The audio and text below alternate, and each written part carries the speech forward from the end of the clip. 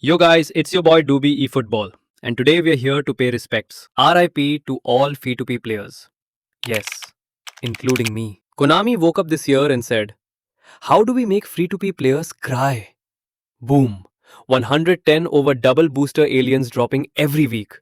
My opponent's striker shot from outside the stadium and it still went top bins.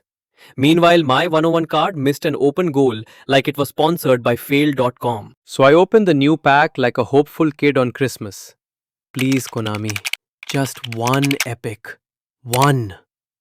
Konami looks at me and says, here, take a 74 rated right back who probably works part-time at Domino's. Meanwhile, the P2W guy opens one pack and gets fireworks, a parade, and probably a personal thank you note from the Konami CEO. And then the match starts. I see his whole squad glowing pink, like a Diwali decoration gone wrong. At that point, I already know I'm not playing football anymore.